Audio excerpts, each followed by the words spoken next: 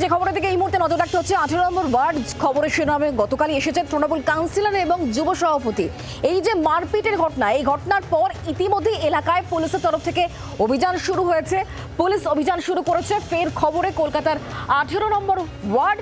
গতকাল কাউন্সিলর এবং তৃণমূল নেতার মারপিটের ছবি আপনারা দেখেছেন এবং আজ এলাকায় পুলিশের অভিযান দেখতে পাচ্ছেন সেই ছবি। এলাকায় ইতিমধ্যে পুলিশ পৌঁছেছে এবং সেখানে পুলিশের তরফ থেকে অভিযান শুরু হয়েছে। বেআইনি মদের ঠেক সেটি ভাঙতেই পুলিশের তরফ থেকে ধরপাকড়, বেশ কয়েকজনকে ইতিমধ্যে আটকও করা হয়েছে। আমাদেরকে এই বিষয়ে আরো জানাবেন বিক্রম এই মুহূর্তে আমাদের সঙ্গে রয়েছেন, আমাদের প্রতিনিধি বিক্রম।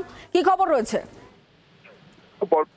গতকাল এবং আজ দেখা গিয়েছে যে শ্যামপুকুরের শোভাবাজারের 18 নম্বর ওয়ার্ডের নির্দিষ্ট এক এলাকা, সেখানে কার্যত উত্তেজনা ছড়াতে। তার কারণ গতকাল আমরা দেখেছিলাম যে কাউন্সিলরের সঙ্গে তৃণমূল কংগ্রেসের প্রাক্তন যুব সভাপতি তার মধ্যে বচসা এবং কার্যত কাউন্সিলরকে একেবারে চর মারধর করতে দেখা যায় ওই, এবং এই ভিডিও সামনে আসার পরে কিন্তু শোরগোল পড়ে যায় এলাকায়, দুপক্ষই কমপ্লেন দেয়।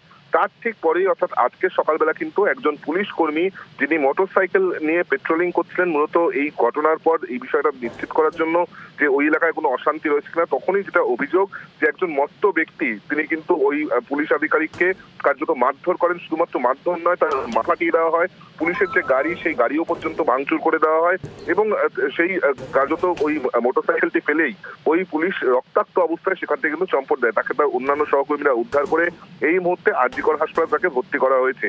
এই গোটা ঘটনার পর কিন্তু পুলিশের ভূমিকা নিয়ে, স্থানীয় থানার ভূমিকা নিয়ে একাধিক প্রশ্ন উঠছিল এবং তারপরে যেটা আমরা দেখতে পেলাম যে একেবারে লালবাজারের শীর্ষ কর্তাদের নির্দেশে পুলিশের তরফ থেকে ওই নির্দিষ্ট এলাকাটিতে অভিযান চালানো হয়, যেখানে 18 নম্বর ওয়ার্ডের দুর্গাচরণ স্ট্রিট থেকে শুরু করে এই যে নিষিদ্ধ পল্লীর এলাকা, সেখানে পুলিশের তরফ থেকে তল্লাশি অভিযান থেকে শুরু করে একাধিক ব্যক্তিকে সেখান থেকে আটক করা হয়। মূলত কোথায় কোথায় আসর বসছে, কোথায় কোথায় অসামাজিক কাজকর্ম হচ্ছে বা কারা কারা ট্রাবল মঙ্গার, সেই সমস্ত ব্যক্তিদেরকে খুঁজে বের করার চেষ্টা করেন পুলিশ আধিকারিকরা এবং সেই নিয়ে কিন্তু আজকে একটা বিশেষ ড্রাইভ বা অভিযান চালানো হয় এই রাস্তা বা এই এলাকাতে, এমনটাই আমরা জানতে পারি।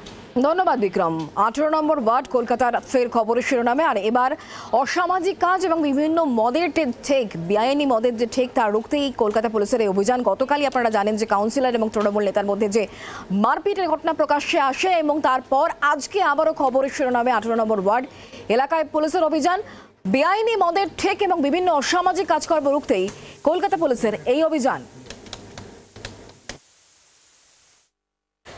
পরপর দুদিন ধরে শোভাবাজারের বিভিন্ন এলাকা 18 নম্বর ওয়ার্ডে সেখানে উত্তেজনা ছড়াতে দেখা গিয়েছে। প্রথমত কাউন্সিলরকে একেবারে মারধর করতে দেখা যায়, চর মারতে দেখা যায় তৃণমূল কংগ্রেস দিয়ে একজন প্রাক্তন যুব সভাপতিকে, এবং তারপরেই দিনে যেটা দেখা যাচ্ছে যে একেবারে সাত সকালবেলা একেবারে কর্তব্যরত পুলিশ কর্মী তাকে কিন্তু মারধর করা হয়, তার মাথা ফাটিয়ে দেওয়া হয়। তারপরে আমরা দেখতে পাচ্ছি যে পুলিশের তরফ থেকে এই মুহূর্তে অভিযান চালানো হচ্ছে 18 নম্বর ওয়ার্ডের অন্তর্গত, যেখানে এই একই জায়গায় গন্ডগোল হয়েছে, অর্থাৎ দুর্গাচরণ স্ট্রিট থেকে শুরু করে এই নির্দিষ্ট এলাকায় নিষিদ্ধ পল্লী, সেখানে কিন্তু পুলিশের তরফ থেকে এই মুহূর্তে দেখা হচ্ছে যে কোনো রকম কোনো অসামাজিক কাজকর্ম হচ্ছে কিনা, যারা অ্যান্টি সোশ্যালস তারা রয়েছে কিনা, পাশাপাশি যারা এই ঘটনার সঙ্গে যুক্ত, অর্থাৎ দুটি ঘটনার সঙ্গে, একদিকে যেরকম পুলিশকে মারধরের ঘটনা, অপরদিকে যে কাউন্সিলর যুব সভাপতির গন্ডগোল হয়েছিল, ঝামেলা হয়েছিল, সেখানে সংঘর্ষে কারা কারা ছিল, কারা কারা ট্রাভেল মঙ্গার্স, তাদেরকেও কিন্তু দেখা হচ্ছে। সব মিলে পুলিশের তরফ থেকে সেই সমস্ত জায়গা যেখানে জুয়া, সাট্টা, মদ্যপানের অভিযোগ উঠছিল, সেই সমস্ত জায়গায় যাতে এই ধরনের কোনো ঘটনা না ঘটে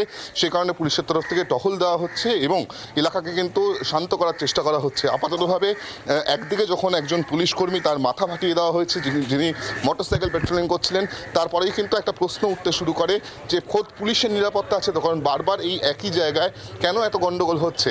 এরপরেই কিন্তু লালবাজারের তরফ থেকে কড়া নির্দেশিকা আসে, সেই নির্দেশিকার পরেই আমরা যেটা দেখতে পাচ্ছি যে পুলিশের তরফ থেকে কিন্তু এই মুহূর্তে সম্পূর্ণভাবে যে অ্যাকশন মোড, সেই অ্যাকশন মোডে কিন্তু পুলিশ রয়েছে এবং প্রত্যেককে এখান থেকে যারা বাইরে রয়েছে, যারা ট্রাভেল মঙ্গার, তাদেরকে কিন্তু সরিয়ে দেওয়া হচ্ছে।